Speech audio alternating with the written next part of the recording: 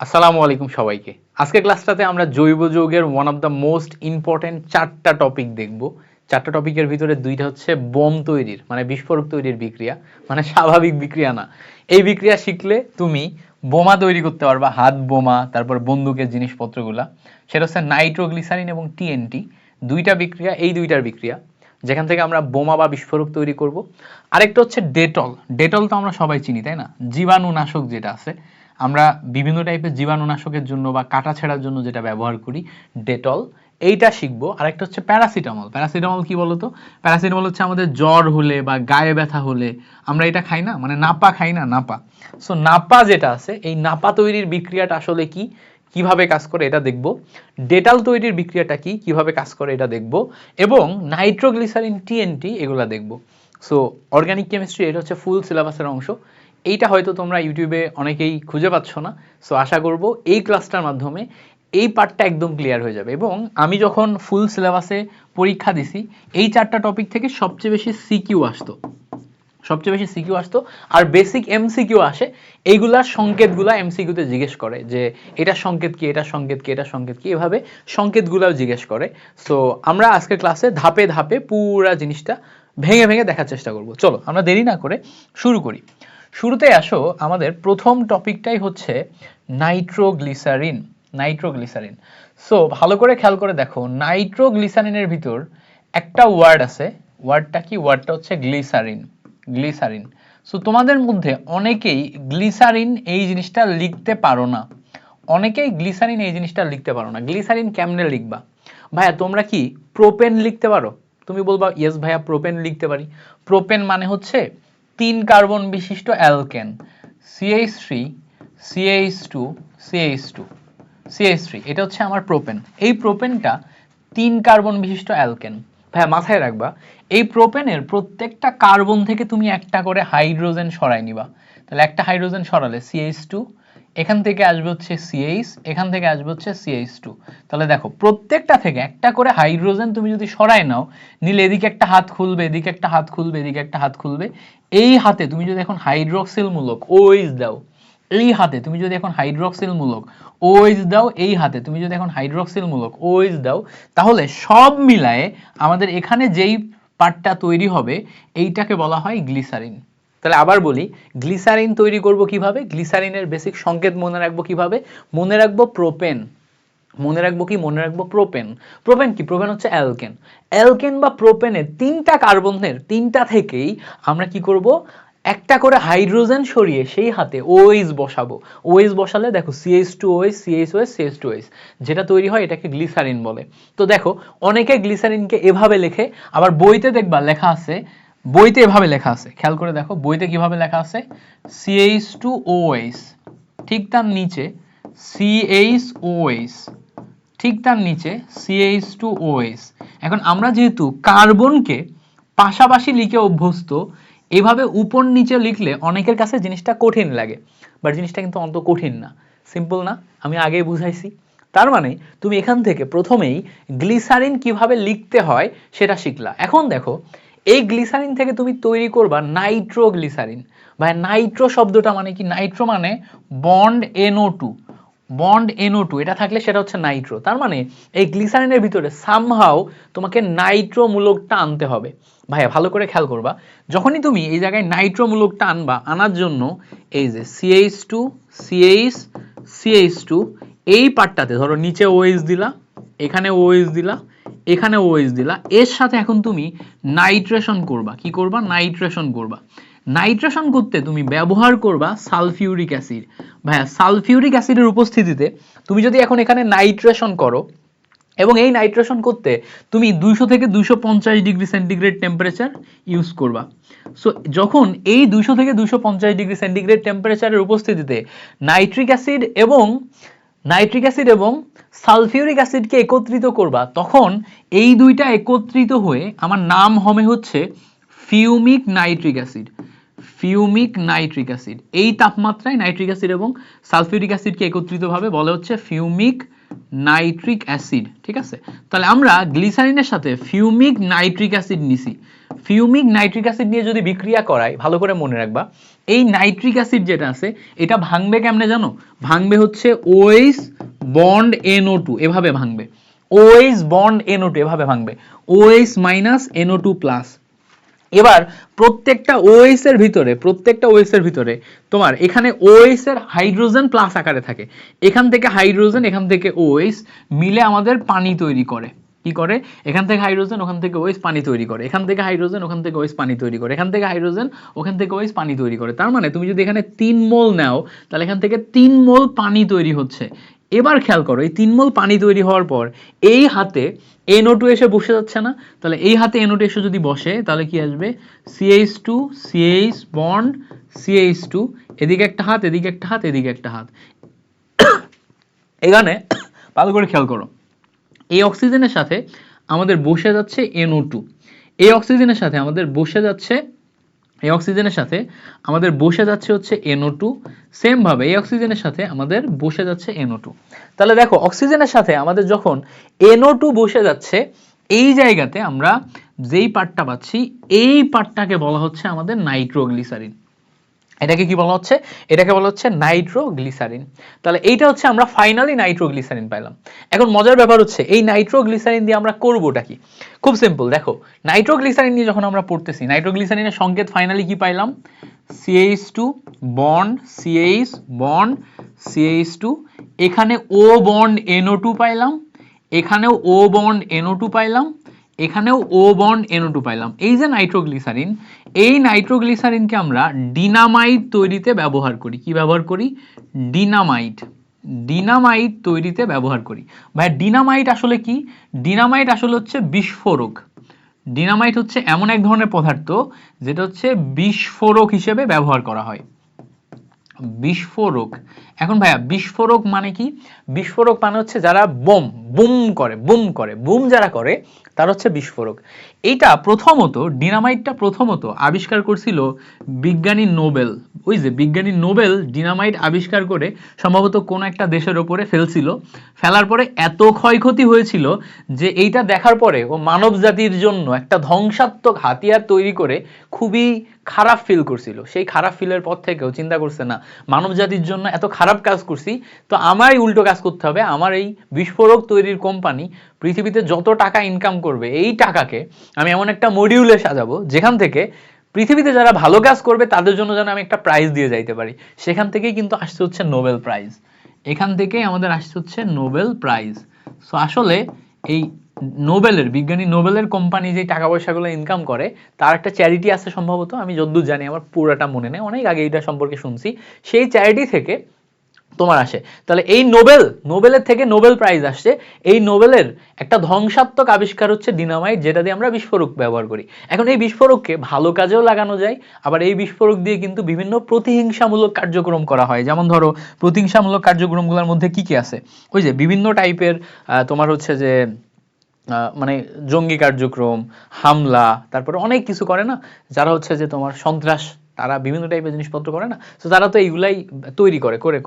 তো এইটা, এই যে ডিনামাইট বস্তুটা আছে, এইটা আসলে আমাদের রাইফেলের গুলি তৈরিতে ব্যবহার করা হয়। রাইফেলের গুলি মাথায় রাখবো, রাইফেলের গুলি বা রাইফেলের বিস্ফোরক এইটা তৈরিতে ব্যবহার করা হয়। এছাড়া পিস্তল, তারপর হচ্ছে শর্টগান, এইগুলাতে আমরা ডিনামাইট ব্যবহার করি। বুঝতে পারছো? তো ডিনামাইট যেটা আছে এটা হচ্ছে রাইফেলের গুলি, পিস্তল, শটগান এগুলাতে ব্যবহার করা হয়। এছাড়া এগুলো খারাপ দিক, তাহলে এইটার খারাপ দিক ছাড়া ভালো দিক কি নাই? ডেফিনেটলি এটার ভালো দিক আছে। খারাপ দিকের পাশাপাশি ভালো দিক মাথায় রাখবা, এটা হচ্ছে ক্রনিক হার্ট ফেইলিয়ার যেটা আছে, ক্রনিক হার্ট ফেইলিয়ার মাথায় রাখবা, এই ওয়ার্ডটা মাথায় রাখবা। মানে আমাদের বিভিন্ন সময় হার্ট ফেইলিয়ার হয় না, এর ভিতরে ক্রনিক হার্ট ফেইলিয়ার, এইটার সময় আমরা এই তোমার হচ্ছে যে নাইট্রোগ্লিসারিন যেটা আছে এটা ব্যবহার করি। ক্রনিক হার্ট ফেইলিয়ার এইটার সময় আমরা ঔষধ হিসেবে নাইট্রোগ্লিসারিন ব্যবহার করি। এছাড়া প্রোটেস্ট ক্যান্সার যেটা আছে, প্রোটেস্ট ক্যান্সার এইটা নিরাময়েও আমরা নাইট্রোগ্লিসারিন ব্যবহার করি। তাহলে chronic heart failure, protest cancer এগুলাতে আমরা তোমার হচ্ছে যে নাইট্রোগ্লিসারিন ব্যবহার করতেছি। এগুলো হচ্ছে আমার ভালো দিক। খারাপ দিক কি? রাইফেলের গুলি, পিস্তল, শর্টগান এগুলোতে আমরা ব্যবহার করি। এইটা দিয়ে আমরা ডিনামাইট প্রস্তুত করি। ডিনামাইট প্রস্তুত করে এটা হচ্ছে বিস্ফোরক হিসেবে কাজ করে। মজার ব্যাপার হচ্ছে এই যে ডিনামাইটটা প্রস্তুত করতেছি, এই ডিনামাইটে আমাদের বিভিন্ন টাইপের জিনিসপত্রগুলো ব্যবহার করা হয়। সো এগুলো আমরা ক্লিয়ার করতে পারছি না বলো? আশা করি ব্যাপারটা বুঝতে পারছি। সো তোমাকে যদি প্রশ্ন করে যে নাইট্রোগ্লিসারিন তৈরির বিক্রিয়া দেখাও, এটা হচ্ছে নাইট্রোগ্লিসারিন তৈরির বিক্রিয়া। নাইট্রোগ্লিসারিন থেকে ডিনামাইট প্রস্তুত করা হয়। এগুলো সম্পর্কে যে ইনফরমেশনগুলো জানা লাগবে সেগুলো আমরা এখানে শর্টে বুঝে ফেললাম। ওকে, ক্লিয়ার করতে পারছি আশা করি। এবার আসো আমাদের পরবর্তী যেই গুরুত্বপূর্ণ টপিক, এটাকে আমরা বলতেছি হচ্ছে টিএনটি। টিএনটি হচ্ছে আরেকটা বিস্ফোরক। টিএনটি হচ্ছে আরেকটা বিস্ফোরক। আমাদের বিভিন্ন সময় দেখবা বড় বড় বিল্ডিং বোম মেরে উড়ায় দেওয়া হয়, বড় বড় বিল্ডিংকে ধ্বংস করা হয়, বড় বড় স্থাপনা ধ্বংস করা হয়।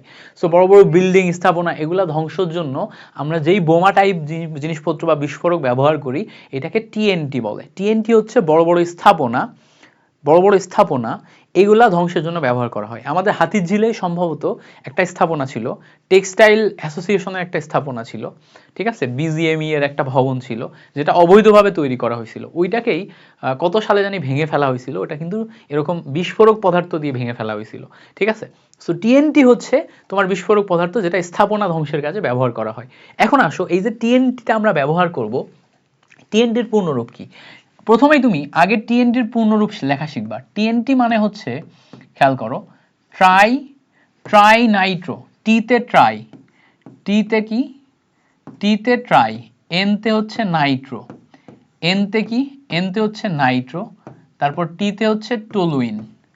তো টিএনটি মানে হচ্ছে ট্রাই নাইট্রো টলুইন। আবার বলি, টিএনটি মানে হচ্ছে ট্রাই নাইট্রো টলুইন। তাহলে টিএনটি যখনই আমার বলবে তখন সেটা হচ্ছে ট্রাই নাইট্রো টলুইন। এখন দেখো এই যে ট্রাই নাইট্রো টলুইন যেটা আছে, টলুইন তো আমরা চিনি তাই না? টলুইন মানে কি? বেনজিনের উপর CH3 থাকলে সেটাকে আমরা টলুইন বলি। ট্রাই নাইট্রো, নাইট্রো মানে কি? নাইট্রো মানে হচ্ছে NO2। তো ট্রাই নাইট্রো মানে হচ্ছে আমার তিনটা পজিশনে নাইট্রো থাকবে। একটা হচ্ছে 2 নাম্বার পজিশনে নাইট্রো থাকে, একটা হচ্ছে 4 নাম্বার পজিশনে নাইট্রো থাকে, আর একটা হচ্ছে 6 নাম্বার পজিশনে নাইট্রো থাকে।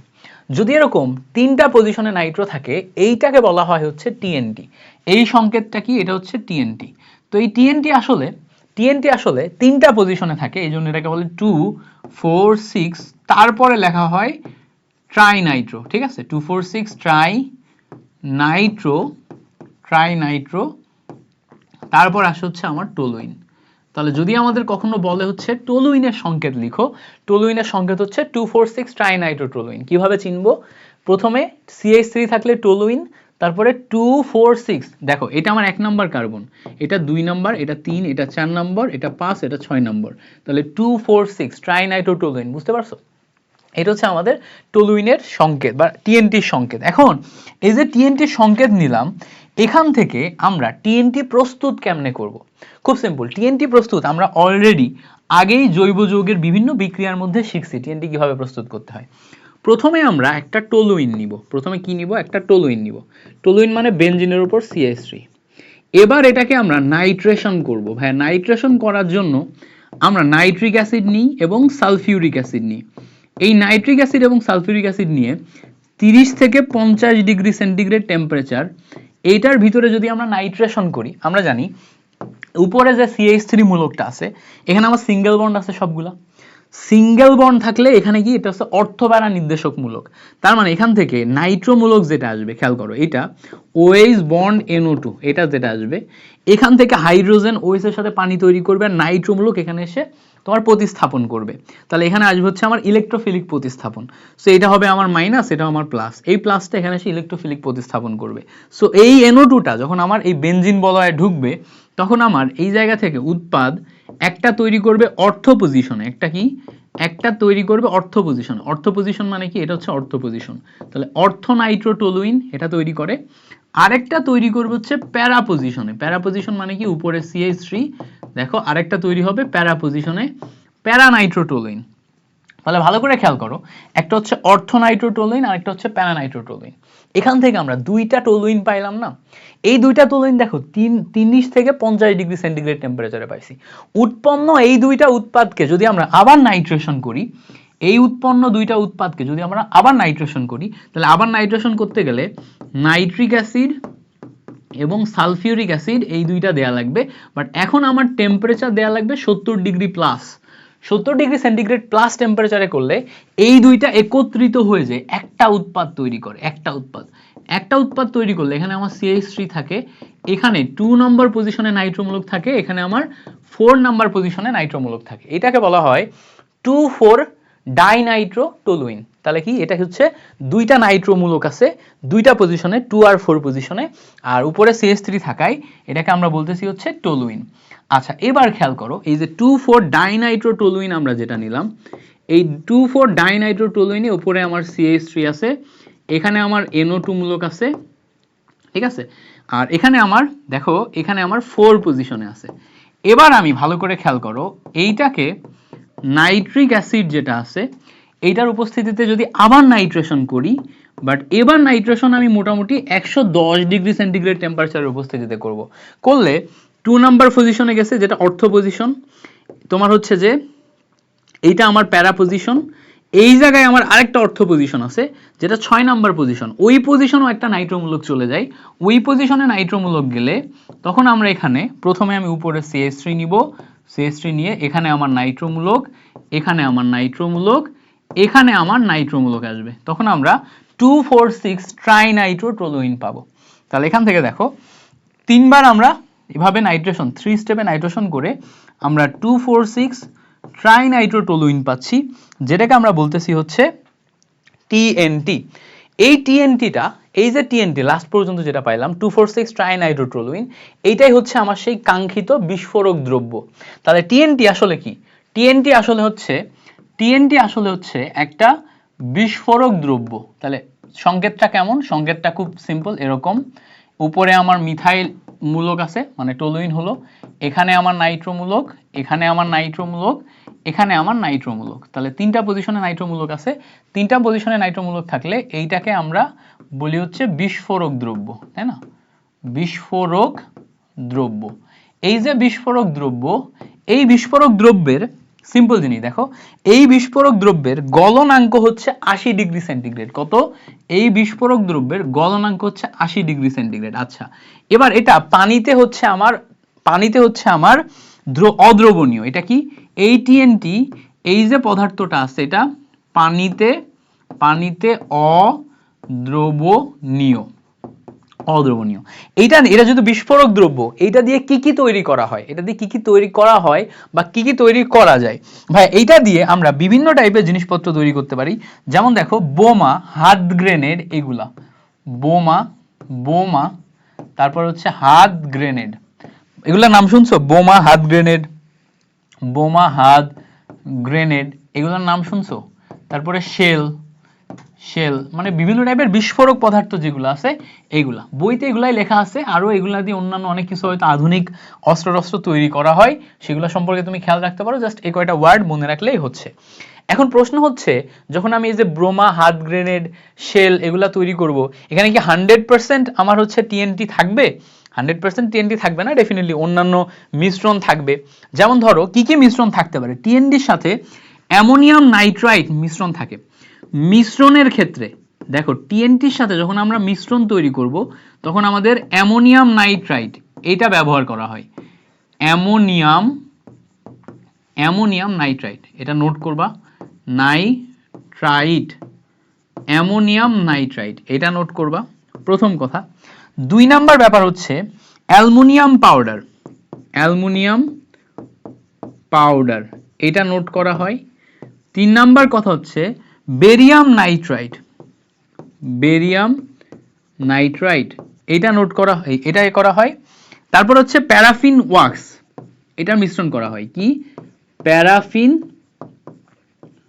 Paraffin wax.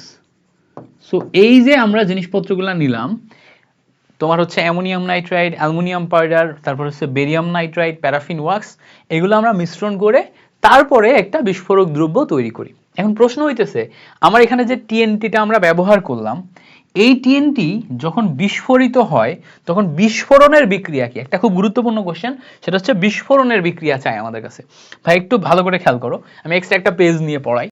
এই টিএনটি যেটা আছে এইটা যখন বিস্ফোরিত হবে, উপরে আমার CH3 ছিল, এখানে আমার NO2 ছিল, এখানে আমার NO2 ছিল, এখানে আমার NO2 ছিল, এইটা বিস্ফোরিত যখন হচ্ছে ডেফিনেটলি এখানে হাইড্রোজেন অক্সিজেন আছে, তাহলে এখানে আমার পানি তৈরি হবে।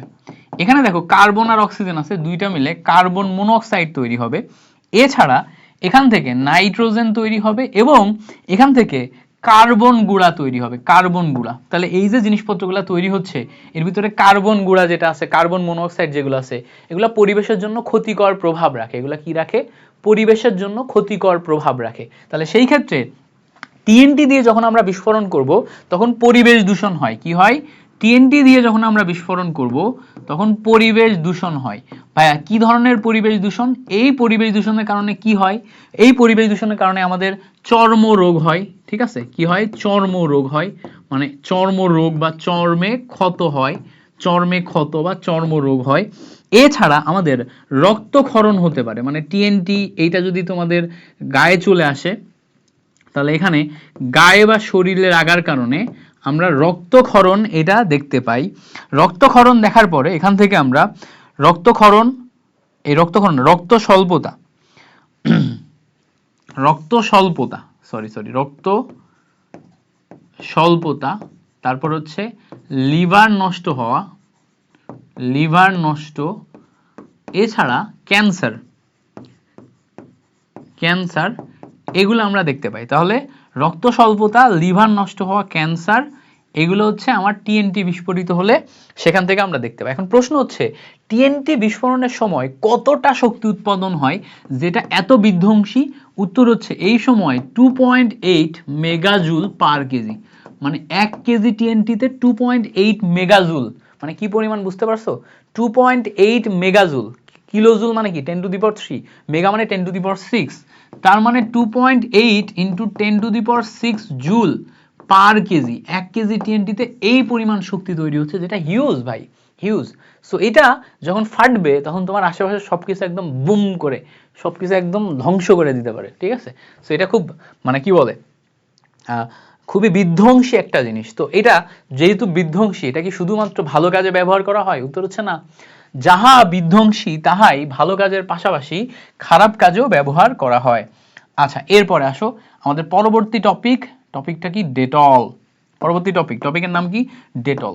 ভাই যখনই আমাদের ডেটল কথাটা আসবে তখনই তুমি মাথায় রাখবা, একটা কথা মাথায় রাখবা, যখনই আমাদের ডেটল কথাটা আসবে, ডেটলের মূল উপাদান নিয়ে প্রশ্ন আসে সবার আগে। জিজ্ঞেস করবে ডেটলের মূল উপাদান কি? মাথায় রাখবা ডেটলের মূল উপাদান হচ্ছে জাইলিনল। যখনই ডেটলের মূল উপাদানের কথা আসে তখনই হচ্ছে আমাদের মাথায় রাখতে হবে ক্লোরোজাইলিনল। তো ক্লোরোজাইলিনল এটা সংকেত কি? দেখো নল মানে হচ্ছে আমার অ্যালকোহল, ফেনল, নল, অ্যালকোহল। সো প্রথমে আমাদের ফেনল লিখতে হবে, মানে বেনজিন, বেনজিনের উপর OH দ্যাট মিন্স ফেনল, বেনজিনের উপর OH দ্যাট মিন্স ফেনল। এই জায়গায় ভালো করে খেয়াল করো, এখানে একটা CH3 থাকে, এই জায়গায় ভালো করে খেয়াল করো, এখানে একটা CH3 থাকে। দুইটা CH3 যখন আমি নিচ্ছি, দুইটা CH3-র মাঝখানে আমি যখন একটা ক্লোরিন নিব তখন বলা হয় হচ্ছে ক্লোরোজাইলিনল। এটাকে কি বলা হয়? ক্লোরোজাইলিনল। এখন মজার ব্যাপার হচ্ছে এই জায়গায় আমি যে ক্লোরোজাইলিনলের সংকেত লিখলাম, OH-টা যদি আমার 1 নাম্বার কার্বন হয় তাহলে এইটা 3, এইটা 4, এটা হচ্ছে 5। তাহলে ভালো করে খেয়াল করলে দেখো আমার ক্লোরিনটা আছে 4 নাম্বার পজিশনে, তাহলে আমি এখানে বলতে পারি 4 ক্লোরো। এখানে আমি কি বলতে পারি? এখানে বলতে পারি 4 ক্লোরো। তারপরে আমি এভাবে বলতে পারি 4 ক্লোরোর পর 3,5 ডাইমিথাইল, 3,5 ডাইমিথাইল, তাই না? তাহলে 4 ক্লোরো 3,5 ডাইমিথাইল, তারপরে আমার এখানে তৈরি হচ্ছে ফেনল। তাহলে 4 ক্লোরো 3,5 ডাইমিথাইল ফেনল, এটাকে আমরা বলতেছি হচ্ছে ক্লোরোজাইলিনল। তাহলে ডেটলের মূল সংকেতটা কি? ডেটলের মূল সংকেতকে আমরা প্রথম কথা বলছি ক্লোরোজাইলিনল। তাহলে এমসিকিউতে জিজ্ঞেস করবে নিচের কোনটি ডেটলের মূল উপাদান, উত্তর কি? উত্তর হচ্ছে ক্লোরোজাইলিনল। তোমাকে বলবে নিচের কোনটি ক্লোরোজাইলিনল, উত্তর হচ্ছে 4-chloro-3,5 ডাইমিথাইল ফেনল। অথবা তুমি এই চিত্রটা আঁকবা। তাহলে কেমনে আঁকবা? প্রথমেই তুমি ফেনলের ওএইচ দিয়ে আঁকবা। প্রথমে কি আঁকবা? প্রথমে বেনজিন আঁকবা, বেনজিন আঁকার পর উপরে ওএইচ দিবা, ওএইচ দিলে এটা ফেনল তৈরি হচ্ছে। এবার দেখো এই জায়গায় 3 নাম্বার পজিশন আর 5 নাম্বার পজিশনে তুমি মিথাইল মূলক দিবা, আর এর ঠিক মাঝখানে 4 নাম্বার পজিশনে হচ্ছে ক্লোরিন দিবা। এই হচ্ছে তুমি পাইলা ক্লোরোজাইলিনল। এখন প্রশ্ন হচ্ছে ভাইয়া এই ক্লোরোজাইলিনল বা ফেনল এইটা আসলে কিভাবে তৈরি করা হয়? প্রস্তুতি পরে দেখব, আগে এই ডেটলটা কি কি কাজে লাগে সেটা একটু দেখি। ভাই আমরা অলরেডি জানি এই ডেটল হচ্ছে আমাদের শরীরে অ্যান্টিসেপটিক হিসেবে কাজ করে। Antiseptic, antiseptic, septic, antiseptic, Sept,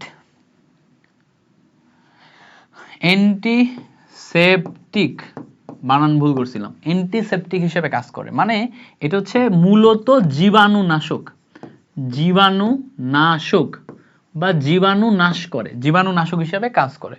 তাহলে ক্ষত স্থানে জীবাণু নাশ করে, অ্যান্টিসেপটিক হিসেবে কাজ করে, কোনো জীবাণুর আক্রমণ হইলে সেখান থেকে আমাদের রক্ষা করে।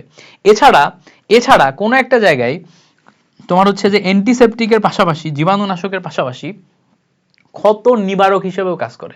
ঠিক আছে, ক্ষত নিবারক এটার ইংলিশ ওয়ার্ড আছে, জাস্ট জীবাণুনাশক অ্যান্টিসেপটিক এই দুইটা ওয়ার্ড মাথায় রাখলেই হচ্ছে। জীবাণুনাশক অ্যান্টিসেপটিক এই দুইটা জিনিস মাথায় রাখলেই হচ্ছে। সো এটা হচ্ছে আমার ডেটল।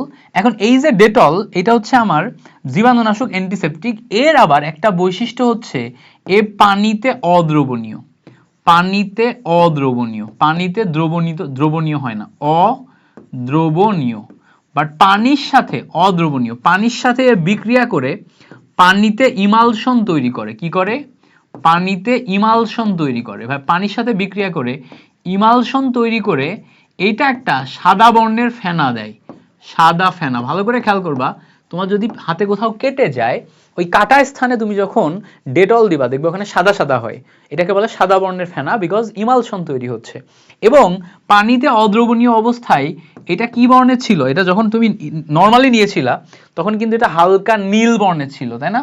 এটা আমার কি ছিল? এটা আমার ছিল হচ্ছে হালকা নীল। তাহলে হালকা নীল বর্ণের যেই ডেটল এটা যখন আমরা লাগাচ্ছি তখন আমার হাতে যে এটা কিন্তু সাদা ফেনা দিচ্ছে, সাদা ফেনা দিচ্ছে। সো এই ব্যাপারগুলো আমাদের একটু মনে রাখা লাগবে। এখন আমরা এই জায়গাতে ডেটলের বিক্রিয়া দেখব। ডেটলে কি দেখব? বিক্রিয়া দেখব, মানে ডেটল কিভাবে প্রস্তুত করা হয় সেই বিক্রিয়া দেখব। ডেটলের বিক্রিয়া, ওকে, ডেটলের বিক্রিয়া। চলো আমরা ডেটলের বিক্রিয়া দেখি। ওকে ভাই দেখো, ডেটলের বিক্রিয়ার ক্ষেত্রে আমরা দেখতেই পাচ্ছি ডেটল কিভাবে তৈরি করছি আমরা। সো আমরা এখানে দেখছিলাম যে ক্লোরোজাইলিনল তৈরি করছি, ক্লোরোজাইলিনলের সংকেত আমরা তৈরি করছি। তাহলে আমাদের ফাইনাল উৎপাদ কি? আমাদের একটু মাথায় রাখতে হবে, ফাইনাল উৎপাদ হচ্ছে আমাদের যাইতে হবে কোথায়? যাইতে হবে এখানে আমার OH আছে, এখানে আমার CH3 আছে, এখানে আমার CH3 আছে, আর এখানে আমার ক্লোরিন আছে, এই জায়গায় যাইতে হবে। ভাইয়া আমরা ফেনল না নিয়ে শুরুই করব হচ্ছে বেনজিন ডায়াজোনিয়াম ক্লোরাইড নিয়ে। কি নিয়ে? Benzene diazonium chloride. তাহলে বেনজিন ডায়াজোনিয়াম ক্লোরাইডের সংকেত কি? N2Cl। এইটার নাম বলা হয়, খেয়াল করো, এটার নাম বলা হয় বেনজিন ডায়াজোনিয়াম ক্লোরাইড বা বেনজিন ডায়াজো লবণ, benzene diazonium chloride, benzene diazonium chloride, benzene diazonium chloride, যেটা হচ্ছে বেনজিন ডায়াজো লবণ। এটা নিয়ে যখন আমরা শুরু করতেছি ভালো করে বুঝবা, বেনজিন ডায়াজোনিয়াম ক্লোরাইড এই জায়গায় বেনজিনের উপর যে ডায়াজো লবণের N2Cl আছে, এই N ডাবল বন্ড, খেয়াল করো N ডাবল বন্ড N, তার এক হাতে Cl আছে। তার মানে একটু চিন্তা করো তো, নাইট্রোজেনের এদিকেই 3টা হাত হয়েছে, এখানে 3টা হাত হয়েছে, ক্লোরিনের একটা হাত হয়েছে, ফিল আপ হয়ে গেছে না? আমি আগেই যখন অর্গানিক কেমিস্ট্রি তোমাকে পড়াইছি তখন বলছি যে এই পয়েন্ট আর এই পয়েন্ট, এই দুইটা পয়েন্টে ভাই ভালো করে খেয়াল করবা, এই পয়েন্ট আর এই পয়েন্ট, এই দুইটা পয়েন্টের ক্ষেত্রে যদি কার্বনের পাশে ঠিক যেই যৌগটা আছে সেখানে ডাবল বন্ড থাকে তাহলে সে মেটা নির্দেশক। তাহলে কি? তাহলে সে মেটা নির্দেশক। ভাই মেটা নির্দেশক হওয়া মানে এইটা হচ্ছে আমার অর্থ, এইটা হচ্ছে আমার প্যারা, এটা হচ্ছে আমার অর্থ, এই অংশটা মেটা, এই অংশটা মেটা। তো মেটা নির্দেশক মানে হচ্ছে এইটার সাথে এখন যদি আমি এটার সাথে আমি যদি এখন মিথাইল ক্লোরাইড দিয়ে ফিডেল ক্রাফট বিক্রিয়া করি, মানে ড্রাই অ্যালুমিনিয়াম ক্লোরাইডের উপস্থিতিতে, ড্রাই অ্যালুমিনিয়াম ক্লোরাইড বা আয়রন ক্লোরাইড এগুলোর উপস্থিতিতে ফিডেল ক্রাফট বিক্রিয়া করি, তাহলে ফিডেল ক্রাফট বিক্রিয়ায় এখান থেকে হাইড্রোজেন, এখান থেকে ক্লোরিন নিয়ে হাইড্রোজেন ক্লোরাইড অপসারণ করে এই CH3 এখানে যে বসবে, এই CH3 যখন এখানে যে বসে তখন ফিডেল ক্রাফট বিক্রিয়ায় উপরে আমার ছিল N2Cl, এখানে বসতেছে আমার একটা মিথাইল গ্রুপ, এখানে বসতেছে একটা হচ্ছে আমার মিথাইল গ্রুপ। এই যে দুইটা মিথাইল গ্রুপ বসে গেল, এই টোটালটাই ফিডেল ক্রাফট বিক্রিয়াতে। এখন কেন আমার মেটা পজিশনেই বসলো? কারণ হইতেছে এই যে আমার এখানে মেটা নির্দেশক গ্রুপ, যখন আমার গ্রুপ মেটা নির্দেশক তখন তো মেটা অবস্থানেই বসবে নাকি নাকি অন্য কোথাও বসবে? ডেফিনেটলি মেটা অবস্থানে বসবে, বিকজ আমার এই হচ্ছে যে নির্দেশকই মেটা। এবার এই যে মেটা নির্দেশকের আমি এই বিক্রিয়াটা করলাম, পরের ধাপে তুমি যদি জাস্ট এখানে আর্দ্র বিশ্লেষণ করো, আর্দ্র বিশ্লেষণ মানে কি? আর্দ্র বিশ্লেষণ মানে হচ্ছে পানি দেয়া। এই পানি দিবা তুমি 40 ডিগ্রি সেন্টিগ্রেড টেম্পারেচারে। 40 ডিগ্রি সেন্টিগ্রেড টেম্পারেচারে পানি দিলে ঘটনা যেটা ঘটবে, এই পানি ভেঙে এইচ এবং OH গঠন হবে, হাইড্রোজেন এবং ক্লোরিন মিলে এখানে আমার তৈরি করবে হাইড্রোজেন ক্লোরাইড। ওকে, এই হাইড্রোজেন এবং ক্লোরিন মিলে হাইড্রোজেন ক্লোরাইড, এই নাইট্রোজেন সরে যে আমার তৈরি করবে নাইট্রোজেন, এই OH এখানে এসে বসে যে আমার বেনজিনের উপরে যখন বসবে তখন এখানে তৈরি হবে OH, এখানে তৈরি হবে আমার CH3, এখানে তৈরি হবে আমার CH3। তাহলে এই জায়গাতে আমার OH CH3 মিলে নতুন একটা যৌগ তৈরি করলো, সেটা হচ্ছে তোমার 3,5 ডাইমিথাইল। এটা কি? এটা হচ্ছে আমার ফেনল, 3,5 ডাইমিথাইল ফেনল। তাহলে 3,5 ডাইমিথাইল ফেনল এটা নিলাম। এখন আমি ভাইয়া এর পরের ধাপে যদি এখানে ক্লোরিনেশন করি, কি করি? ক্লোরিনেশন করি। ক্লোরিনেশন মানে হচ্ছে আয়রন নলের মধ্য দিয়ে ক্লোরিন চালনা করা।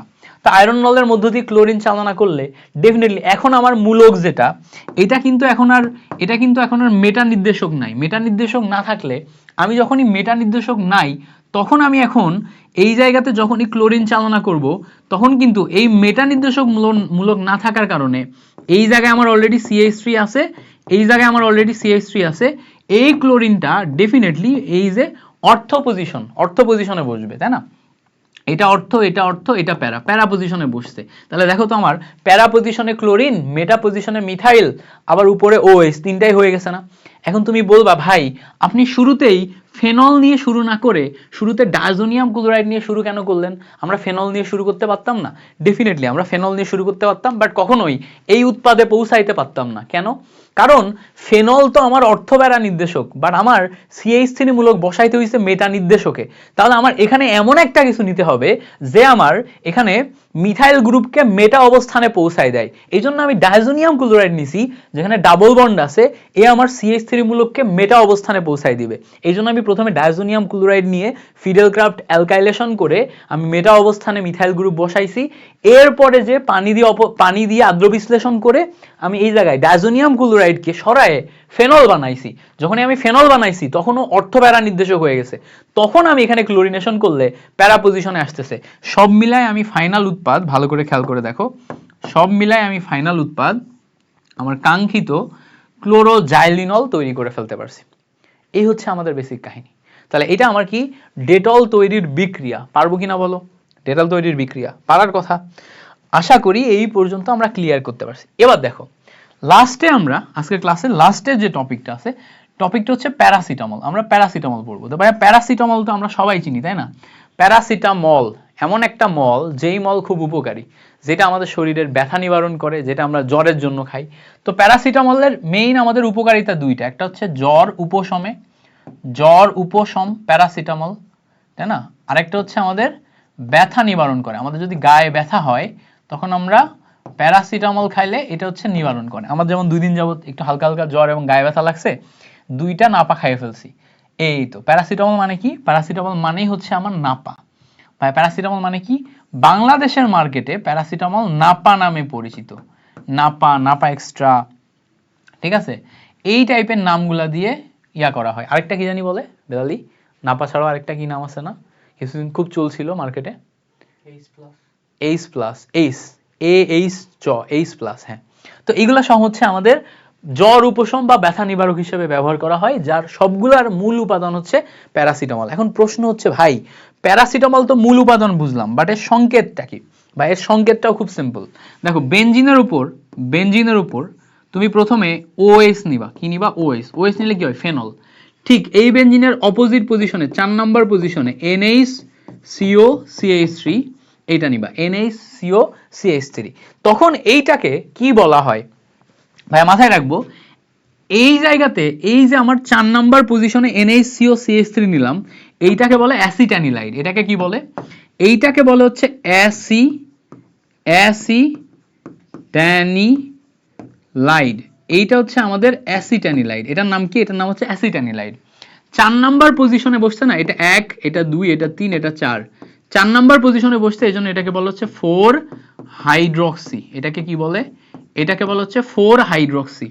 তো খেয়াল করো 4 নাম্বার পজিশনে বসছে, এইটাকে বলা হচ্ছে 4 হাইড্রক্সি, 4 হাইড্রক্সি অ্যাসিটানিলাইড। ভাই খেয়াল করো 4 হাইড্রক্সি অ্যাসিটানিলাইড, এইটার নামই হচ্ছে প্যারাসিটামল। তাহলে প্যারাসিটামলের নাম কি? আগে নাম মুখস্থ করতে হবে। নিচের কোনটি প্যারাসিটামল? উত্তর হচ্ছে 4 হাইড্রক্সি অ্যাসিটানিলাইড। অ্যাসিটানিলাইড কি? NH CO CH3, এটাকে বলা হচ্ছে অ্যাসিটানিলাইড। NH CO CH3 এটাকে বলা হচ্ছে অ্যাসিটানিলাইড। তাহলে 4 হাইড্রক্সি অ্যাসিটানিলাইড, এটাকে আমরা বলবো হচ্ছে প্যারাসিটামল। ওকে, এটাকে আমরা কি বলবো?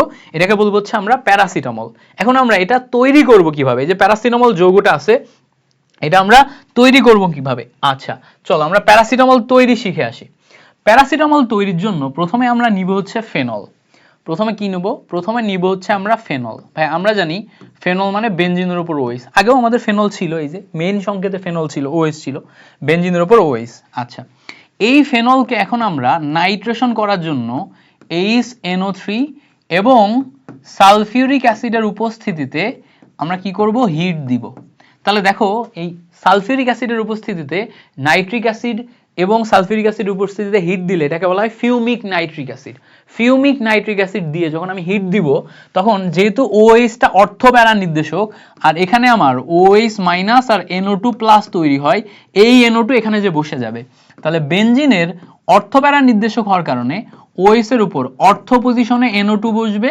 আরেকটা হচ্ছে অর্থপ্যারা নির্দেশক হওয়ার কারণে, দেখো এটা অর্থ পজিশন, আরেকটা হচ্ছে অর্থ মেটা প্যারা, প্যারা পজিশনে NO2 বসবে। খেয়াল করো একটা হচ্ছে অর্থ পজিশনে NO2, আরেকটা হচ্ছে প্যারা পজিশনে NO2। ভালো করে খেয়াল করে দেখো, একদম খুব মনোযোগ দিয়ে দেখবা, ভালো করে খেয়াল করলে দেখবা আমাদের যে বেসিক প্যারাসিটামলের সংকেত ছিল সেটা আমাদের প্যারা পজিশনে ছিল না, 4 নাম্বার পজিশনে ছিল না।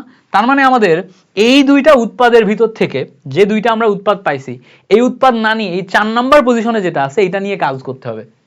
এর পরের ধাপে তুমি কি করবা? ওখান থেকে আলাদা করে নিবা। আলাদা করবা কাকে? এই তোমার হচ্ছে এটা অর্থ পজিশন, আর এটা কি? এটা হচ্ছে প্যারা পজিশন। প্যারা পজিশনে যে নাইট্রোমূলকযুক্ত যৌগ আছে এটাকে আলাদা করে নিবা। এইটাকে আলাদা করে নিয়ে এখন তুমি সোডিয়াম বোরহাইড্রাইড এইটা নিয়ে বিক্রিয়া করবা। সোডিয়াম বোরহাইড্রাইড কি? এটা হচ্ছে একটা বিজারক। এটা কি? এটা হচ্ছে একটা বিজারক। বিজারকের কাজ কি? বিজারকের কাজ হচ্ছে এখানে জায়মান হাইড্রোজেন দিয়ে অক্সিজেন এই হাইড্রোজেন ইন আর অক্সিজেন আউট করা। সো এখানে আমাদের এই প্যারা পজিশনে যে নাইট্রোজেন অক্সিজেন ডাবল বন্ড আছে, এখানে যে সে অ্যাটাক করে উপরে আমাদের OH রেখে দিবে, উপরে আমাদের OH রেখে দিবে, আর নিচে আমাদের এই নাইট্রোজেনের সাথে যে অক্সিজেনগুলো আছে অক্সিজেনগুলোকে আউট করে হাইড্রোজেন ইন করে এখানে আমার NH2 গঠন করবে। তাহলে ভালো করে খেয়াল করে দেখো, এখানে আমার OH, নিচে আমার NH2 আছে, উপরে আমার OH, নিচে আমার কি আছে? NH2। সো উপরে OH, নিচে NH2, বুঝতে পারলাম কিনা বলো? উপরে OH, নিচে NH2, বুঝতে পারছি? বুঝতে পারার কথা। সো উপরে OH, নিচে NH2, এইটা নিয়ে আমার প্রথম বিক্রিয়াটা হলো। এবার খেয়াল করো এই প্রথম বিক্রিয়া যেটা উপরে OH, নিচে NH2, এইটার পর এখন আমি এই জায়গাতে একটা নতুন যৌগ নিব, সেটাকে বলা হচ্ছে অ্যাসিড অ্যানহাইড্রাইড। অ্যাসিড অ্যানহাইড্রাইড, আগে নামটা মুখস্থ করো। অ্যাসিড অ্যানহাইড্রাইড সংকেতটা কি? CH3CO2O, এটাকে বলে অ্যাসিড অ্যানহাইড্রাইড। দেখে তোমার মাথার উপর দিয়ে যাইতে পারে যে অ্যাসিড অ্যানহাইড্রাইড মানে কি। খেয়াল করো আমি এখানে তোমাকে দেখাচ্ছি। অ্যাসিড অ্যানহাইড্রাইড, যখনই তোমার অ্যানহাইড্রাইড এই যৌগটা বলবে, যখনই তোমার অ্যানহাইড্রাইড এই যৌগটা বলবে, তখনই মাথায় রাখবো COOCO, এর দুই সাইডে যদি দুইটা হাত খোলা থাকে তখন সেটাকে অ্যানহাইড্রাইড যৌগ বলে, COOCO। এখন তুমি যখন এই সাইডে একটা CH3 দিবা, এই সাইডে একটা CH3 দিবা, দুইটা দিলে এটাকে বলা হয় অ্যাসিড অ্যানহাইড্রাইড। ভালো করে খেয়াল করলে দেখবা এখান থেকে এইটুকু আর এখান থেকে এইটুকু দুইটা মিলে ডাবল হয়ে যায় না? দুইটা মিলে ডাবল হয়ে গেলে CH3CO2 মাঝখানে দেখো অক্সিজেন, ভাইয়া কি আসলো? CH3CO2 মাঝখানে দেখো অক্সিজেন, তাহলে CH3CO2O, এইটাকে বলছি আমরা অ্যাসিড অ্যানহাইড্রাইড। এই অ্যাসিড অ্যানহাইড্রাইডের উপস্থিতিতে বিক্রিয়া করালে মজার ব্যাপার হইতেছে এখান থেকে একটা হাইড্রোজেন আলাদা হয়ে যায়। এই হাইড্রোজেন আলাদা হয়ে যায়, খেয়াল করে দেখো, এই হাইড্রোজেন আলাদা হয়ে যায় যদি আমাদের টোটাল এই পার্টটার সাথে বসে, তখন CH3COOH এটা গঠন করতে পারে। আর এই পার্টটা টোটালি এখানে বসে যায়, এই পার্টটা টোটালি এখানে বসে গেলে আমাদের কি গঠন করে? উপরে দেখো OH, নিচে দেখো NH CO CH3, ঠিক আছে? আর এই সাইডে দেখো ওই যে অ্যাসিড অ্যানহাইড্রাইড নিলে CH3COOH অ্যাসিডিক অ্যাসিড গঠন হচ্ছিল। তাহলে এই যে অ্যাসিড অ্যানহাইড্রাইড গঠন হলো, এই অ্যাসিড অ্যানহাইড্রাইড দিয়ে আমরা কিন্তু দেখো শেষ পর্যন্ত ওই যে আমাদের ফাইনালি 4 হাইড্রক্সি অ্যাসিটানিলাইড ছিল না, ওইটাই গঠন করতে পারলাম না, 4 হাইড্রক্সি অ্যাসিটানিলাইড, 4 হাইড্রক্সি অ্যাসিটানিলাইড গঠন করলাম। এখন মজার ব্যাপার হচ্ছে এই অ্যাসিটানিলাইড যে যৌগটা বলছি, এটা ভালো করে খেয়াল করলে দেখো এটা কিন্তু অ্যাসিড অ্যামাইড, এটা কিন্তু অ্যাসিড অ্যামাইড। কেমনে বুঝবো অ্যাসিড অ্যামাইড? আমাদের কাছে অনেক ক্ষেত্রে CH3COOH থাকলে এটাকে আমরা জৈব অ্যাসিড বলি, তাই না? এই জৈব অ্যাসিডের ক্ষেত্রে যদি আমরা OH তুলে দিই, এখানে NH2 বসাই, এটাকে অ্যাসিড অ্যামাইড বলে। এই অ্যাসিড অ্যামাইডের ক্ষেত্রে এই জায়গায় CO, NH2 এর এই জায়গাতে যদি আমি ফেনল বসাই, তাহলে এই হচ্ছে আমার বেনজিন। বেনজিনের সাথে জাস্ট অপোজিট পজিশনে আমার OH নেওয়া লাগছে। এই হচ্ছে আমার তোমার প্যারাসিটামলের সংকেত 4 হাইড্রক্সি অ্যাসিটানিলাইড। এটা বুঝতে পারছো? এটাকে এইভাবে না লিখে এভাবেও লেখা যায়। কেমনে মনে রাখবো বুঝতে পারছি? সব ধরনের ভেঙে আমি কিন্তু জিনিসটা তোমাকে লিখে দিয়েছি। সো এই ছিল আমাদের মোটামুটি 4টা টপিক। তাহলে A to Z 4টা টপিক আমরা বুঝতে পারছো না? সো আমাদের স্লাইড মেকার এখানে দেখো লাস্টে একটা কথা লিখছে যে think like a proton and stay positive. তাহলে সব মিলায়ে আমরা